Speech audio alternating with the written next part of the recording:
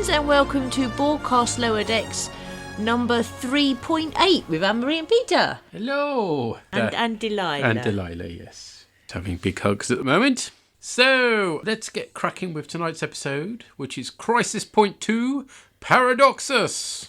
Woo, baby, that opening was awesome, boys. Yeah, but time travel? Listen, Captain Dagger, don't tell me we're gonna have to go back and assassinate Kennedy, because that is not happening. Okay, don't worry. Crisis Point 2 is twice as good as the original. Crisis Point? No, you can't just piggyback off my movie. Technically, it was my program first, so I can do what I want. Computer Arch. That doesn't contractually obligate you to make a bad sequel. Is this a sequel? I mean, Vindicta got blown up. You don't follow the villain. We're back with the Cerritos Bridge crew. Trust me, you're gonna love it. It's got everything. Action, adventure, romance. I'll skip ahead to the opening credits. Okay. Freeman just explained that the chronogami can be used to destroy any point in history. What, does it make an alternate cinematic timeline that runs concurrent to our own, but with, like, different people playing younger versions of us? Scientifically, that would be a bit of a reach. Whatever. If you're expanding the Vindictaverse, I'm just saying, it better not suck. Let me know if you want some hot sauce while you're eating those words in the third act. So you open with Romulans firing on the ship, and then they're in...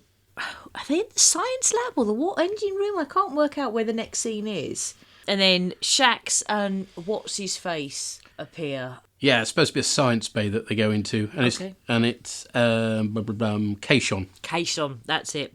They fire, but the Romulans seen away, and they say they've obtained the asset, which looks a bit like one of the things in Doctor Who Battle for the Universe, it has to be said. Yes, it does a bit, yeah. It's a sort of pinky purpley. And then the Romulans are like, we've obtained the asset, leave no survivors. And Captain Decker says, she's about to say, and I thought I'd never say this, and it's clear she's going to say abandoned ship. But then there's an incoming ship, the Wayfarer. Is that named after the Becky Chambers series of books, by the way? I don't know. If so, there's nothing on Memory Alpha about it, but again, there wouldn't necessarily be. With Captain Decker, and he's come to save the day in a sovereign class. It's Dagger, but yes, okay. Bucephalus Dagger, as played by Boimler, of course. Yeah. So yeah, I love the Romulans. They've got their next generation gear on for some reason, which doesn't go with the Nemesis-style ship they've got here, which is a Valdor-type warbird. But then they're being led by the Melponar triplets. Which is like the Duras sisters, exactly. isn't it? Because they've got the boob windows and everything. Yeah. Yeah. And it was good to see Ensign Taylor back at, I think it was Ops, the Gazinti. Gazinti? Yeah, it's the sort of cat-type people. Oh, okay. Yeah. So then after your teaser, you found out the asset is the chronogami, which is Kronos and portmanteau between Kronos and origami. But then Boimler gets a bleep and he has to freeze the programme because Ransom's called him. So yeah, there's Mariner, who's playing a character called Commander Rebecca Doodle. Makes a comment about, I expect we'll have to go back and assassinate Kennedy or something, which was an actual idea that Roddenberry wanted in Star Trek. Really? Yeah. That's done best in Ticket to Ride, isn't it? Basically, yes. Yeah, it far more belongs in Red Dwarf than it does in bloody Star Trek, yes. Yeah. Oh, and there's a bit of trashing the JJ films as well, which obviously I agree with. Yeah. But yes, this is involving time travel, and this is Crisis Point 2, the sequel-ish to Mariner's game. Yes, complete with a Wrath of Khan font. Yes. But they're wearing First Contact style uniforms. They're not First Contact uniforms, they're a sort of unique... Ish, as in whether it's grey on the outside, isn't it? But they've got white stripes around them, so they're yet again another different uniform, but it doesn't matter because they're in the holodeck. Yeah, so. okay, fair enough. And then Mariner asks if there's going to be younger people playing alternate versions of them in the past. And then Boimler comes back looking really glum, and he says they've been reassigning duty shifts. And he doesn't say any more than that. And then they meet a gorgeous scientist, and this reminds me of our man Bashir with, did they call Jadzia Dax Honeydew, Professor Honeydew? Oh, right. Well, the outfits are they are the civilian science uniforms from Wrath of Khan. Right. Plus, we get, when they show a demonstration of the chronogami. Oh, that's amazing. Straight from Wrath of Khan, complete with the borders, device, yes. Yeah, and Rutherford's talking about how cool the graphics are. Yeah, and they're not that, but yeah, it's great. Yeah, it's brilliant. And yeah, he says that the graphics are mind-blowing.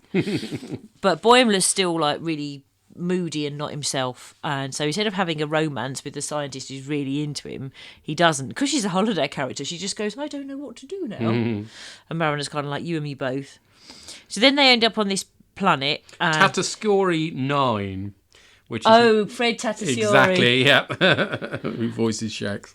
And the Romulans are sort of getting away in some vehicles. They're going to ride anti-grav bikes. They're all going to go off in this chase, except there's a guy there standing here saying, do you want to know the meaning of life? Find the secret of Kittyar. And Boimler's like, yes, I want to know the meaning of life. And Mariner's like, no, the main plot's this way. What are you doing? It's like, no, I want to see the meaning. We get so there are various religious nutjobs on the outskirts proclaiming their various religions, including Manuki the Mask God, which of course we saw a couple of episodes ago, and the koala gods referenced as well. Yeah. But yeah, when Boimler says that he wants to to go and find meaning and find Kittyar, then this alien appears and says, I am Knick-Knack. I am Knick-Knack. Yes, I love Knick-Knack. He's brilliant. He sort of dances across the screen. Yeah. But also his name is Knick-Knack because the computer couldn't think of anything better. Pretty much, yes. Yeah. Meanwhile, the chase scene, which is a bit Nemesis, but it also made me think of... That's so much better than Nemesis, though. Yes, but it's got that vibe, but those bikes are awesome. But the way they do the chase made me think of Mad Max Fury Road. Oh, right, yeah. And so what happens is that...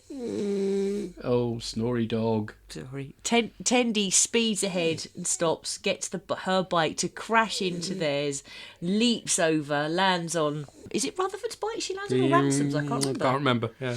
And so that makes the Romulans come to a halt, and then Ransom's like, remind me never to lend you my grav bike. But then the Romulans activate the chronogami, and it's like, oh no, if we go across the threshold, we might never go back to our own time. But Tendy's like, for Starfleet! And through they go, and they end up... This is sort of now about Star Trek 4-ish. Yes, there's the definite Star Trek 4. Instead of whales, though, it's a squid that they've got, or octopus, I'm not sure which, they've got to communicate with.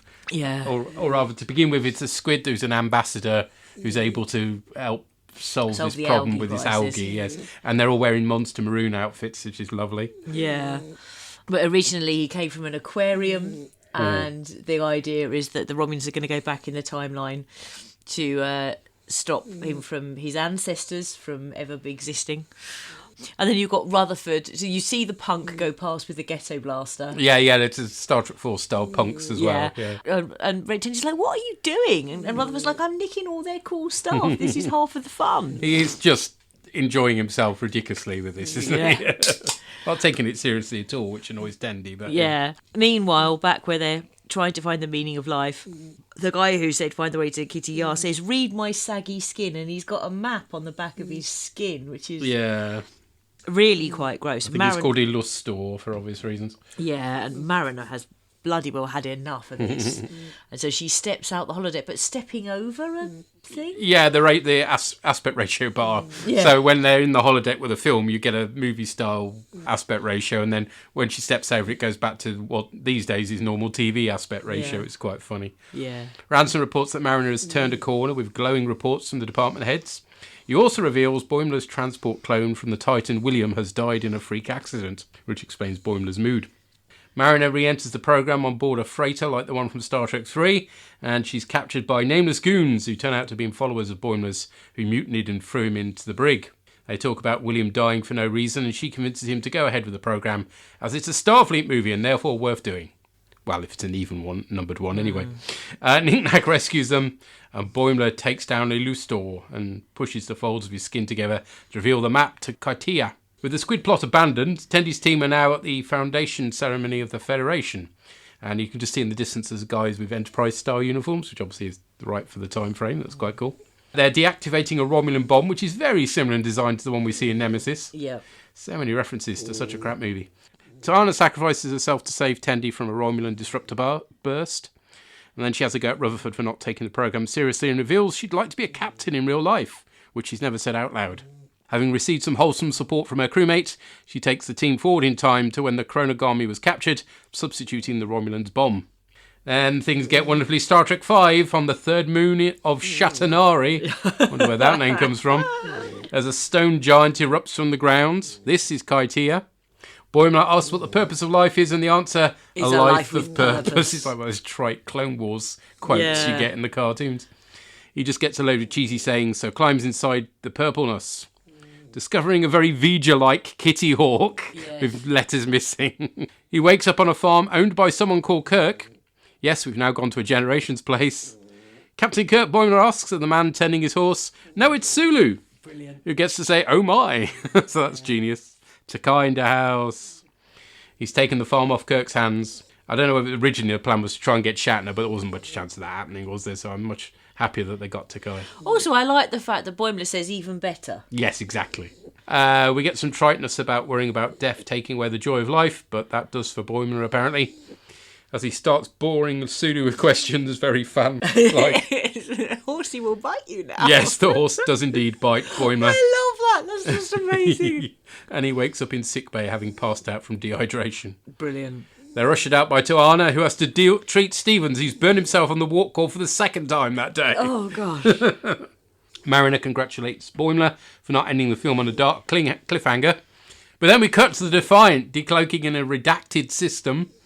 Inside a photon torp, we see William Boimler, who's revived and given a Section 31 badge. And he makes the point we've done since Discovery, that such badges are hardly in keeping with a secret organisation. And then whoever's got the gun says, you know, you could still be dead. And he's like, no, I like the badge. I'm it's fine. It's brilliant. So, yeah, it's compared to the previous episode, wow. Miles better. I just love this episode. I love all the pastiches. I love the fact that they're not trying to get it into a real episode. It's a holodeck program that's sort of so they can get away with it. I love that. I love Takai, and Horsey will bite you now. It's just brilliant. And I could do with more knick-knack. He was brilliant. Yeah, he was fantastic. And then like he sort of went rah like that. And he sort of beasts out, doesn't he? Yeah, and he was like, I'm in love with you. Yeah. And Boimler's like, I'm in love with you too, buddy. And Mariner's like, okay, there's romance here then, fine. Yep. Love it. I love this episode. It's great fun. And the Takai cameo is just the icing on the cake. It's a lovely thing to end with. Yeah. So. See, this is the one that I preferred to the... No, I can understand Space that. Nine. It's so much silly fun. I love both of them. I think that the Deep Space Nine one just works on an emotional level for me. This one is, as you say, silly fun. Yeah. And it's great looking for all the references to the various films. And, it's good stuff. Much more like it. Although somebody wasn't impressed and slept through it. Never mind. She sleeps through everything at this time of night. So, what did other people think? And we've heard from Jeff, who writes, this was a really entertaining episode with a healthy dose of love for the final frontier. They even managed to cram in some good character work for Tendi and Boimler. Yep. And we've heard from the Llama God. Llama's log, Scotty, Fixie Tree, Coig, yeah. I want you to be free, don't worry about me. Now, this episode of Lower Decks is very, very annoying. They've done the whole let's do a movie version of Lower Decks, which is taking the piss out of the other Star Trek movies, and it was good, it was funny, it was a nice one-off thing, so revisiting the whole concept as a sort of tired sequel shouldn't work, and annoyingly it does, yeah. I want to be able to say that this is just a lazy rehash of something they've already done before, but I can't. It's funny, and we actually learn things about the characters, they grow and develop, so it is actually quite good. Sorry, yeah, I guess I'm just an easy mark, aren't I? And that's what really makes this one as well. In the same way as the previous movie episode, I'm sorry, I can't remember what it was called now. The previous movie one, we learned about Mariner, and that's when Boimler found out the Freeman was her mum, if memory serves anyway. This time around, we don't learn so much about Mariner, but that's fine. She gets a lot of development elsewhere, but we do learn about Boimler and we learn about Tendi. Boimler, of course, is given a very similar growth thing to Jean-Luc Picard in Star Trek Generations, which I'm assuming was intentional as well, in that, one of his family members dies off screen, which leaves it to be all mopey on the holodeck. So, yeah, that kind of works actually as a nice little spoof of that whole situation. And Tendi, we find out, wants to actually be a captain, so that's also really good to learn. We get to see how both of them react to the situations, and along the way, it's just very, very funny. Obviously, there's taking the piss out of a lot of Star Trek movie tropes. Again, we've got the boob windows, the lens flares, a planet named after one of the actors, Shatnari. Yeah, I just love all of that. And there's some other jokes that aren't just callbacks to movies. The guy with the flabby skin map. Yeah, that was gross, but funny. A random crowd member in the background, a conspiracy theorist. We're all holograms in a simulation. Yeah, there's telling there. I see what they did there. So, yeah, all of that. We get the rock monsters that William Shatner couldn't afford for the final frontier. We just have that Kitty Ha is actually the Kitty Hawk, which is just nonsense. I think that takes a piss out of the motion picture. You got a whole load of things here. It's not as in your face as perhaps some other things, like the slow fly past of the Cerritos in the first movie episode. But yeah, that works well. That was funny as well. But yeah, there's a lot of slightly more subtle digs here and there. It's a bit more of its own thing. So yeah, no, I just really enjoyed this one. Especially a bit where Boimler basically dies and finds Sulu in heaven. So that was certainly interesting. I guess the one takeaway from this episode is that I do hope that after learning what other Boimler's fate actually was, he's been recruited by Section 31 for reasons. I mean, actually, that does seem like a very Boimler thing to end up doing, so that actually makes a lot of sense. I hope we actually never see him again. I hope this is just a random thread that they're never going to touch on again. I doubt they'll be able to resist the urge, but it would be funny if they just never talked about that again. So, and that completely unresolved cliffhanger, that would be nice. So, yeah, in all, yeah, I really enjoyed this one. It's very funny. And yeah, what more I can say apart from that. So, as ever, I'm looking forward to finding what everyone else made of these. I hope everybody's been out of reach when Horsey's trying to bite them. And until next time, glory to Unicast! Yes, keep out of reach of horses. Yes. Yeah, I wasn't massively bothered by that cliffhanger either. I mean, it was a funny payoff to the, or at least it didn't end with a cliffhanger joke. But I think they could just leave it as that joke. Yeah. I don't think we need to develop William I agree. Boimler anymore. Yeah. Yeah. Well, the less we know about Section 31, the better, because it really doesn't work, does it? Never mind, except in Deep Space Nine. But was it, and nice making the connection between Picard losing his nephew and Generations as well. I hadn't picked up on that. I hadn't picked up on that one either, no. What did Purry make of this? Hello Orgs, Purry here to talk about Crisis Point 2 Paradoxus. And I quite like the conceit of this. I mean, it's got a great sort of cold open. I didn't really know what was happening until I saw it actually come through. Some nice Sovereign class stuff with Boimler playing was it kind of Captain Dagger or something, an over-the-top name.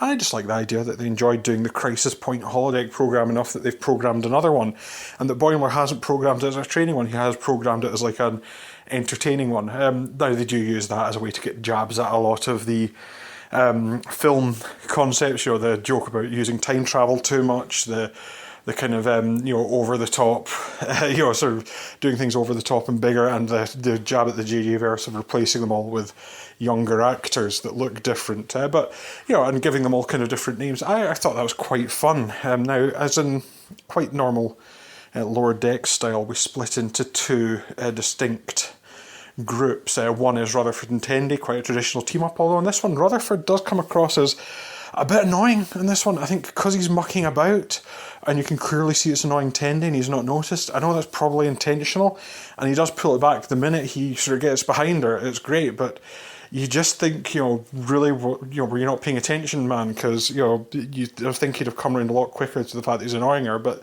they're doing the big movie one, and it's got some lovely tropes. The Romulan triplets being sort of the one extra person Romulan version of Lursan Bator, down to even the uniforms, I thought was fun. The time travel conceit, the origami time thing, and it folds time, all that, and all the Easter eggs, the research lab, the interior set being very similar to regular one from Star Trek 2.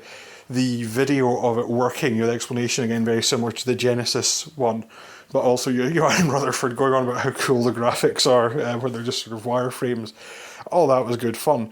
We also have the kind of, and I thought, again, one of the things, considering how down we all were in Mariner, particularly first season, it's quite nice when we find out that William Boimler has died, and in fact died in a sort of rather, down-key accident. It is that thing of, yes, there was an atmosphere failure, he got poisoned in his sleep when he went to bed, flooded his quarters with gas.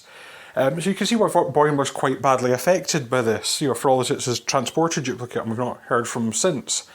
And that actually did work quite well, but also what I liked was when, because Mariner's really getting annoyed with him going off on his side quest with the weird cult, when actually he's kind of looking for answers, the holodeck program's adapting, and it's the way she suddenly becomes supportive, when she suddenly finds out, oh no, he's actually hurting, she instantly goes from being annoying and very standard Mariner, she actually goes into quite caring, and I really thought that was quite sweet, and it worked well. Again, some nice character development there.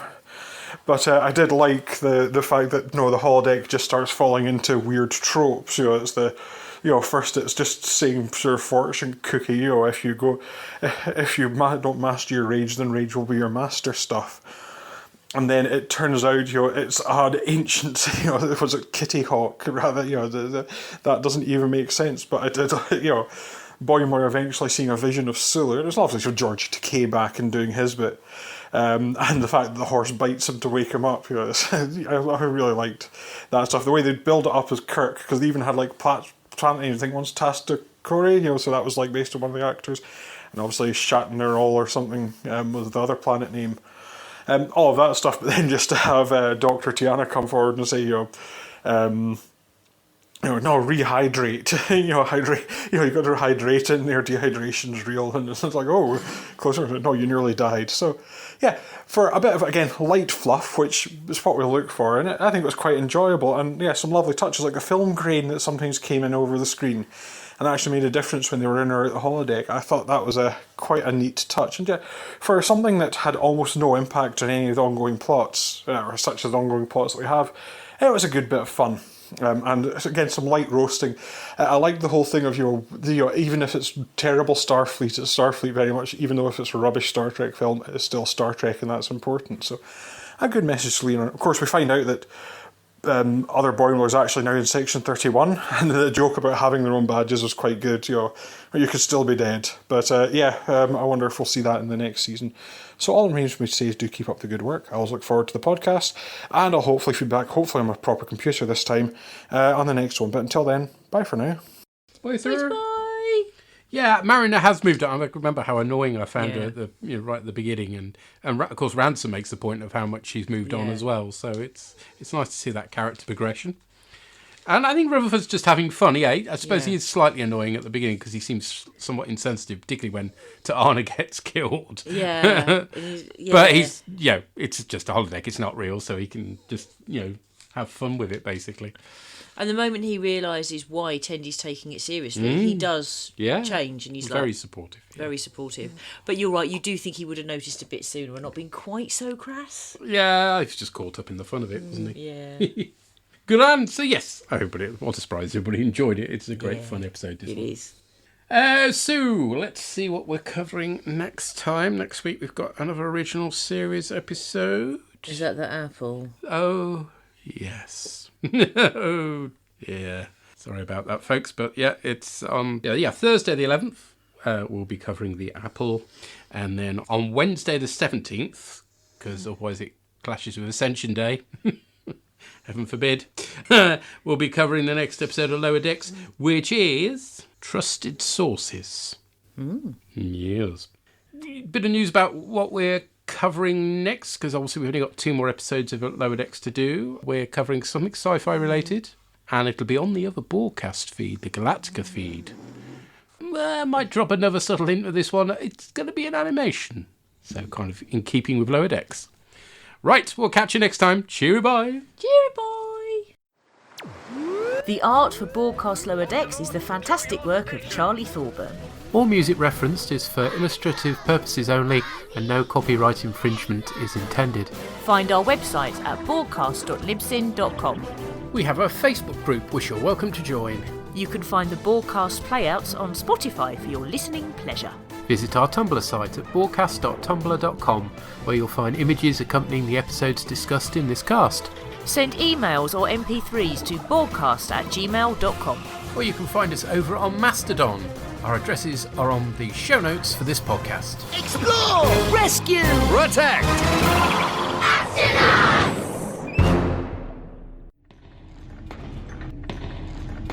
Shut it down! Horsey's going to bite you now.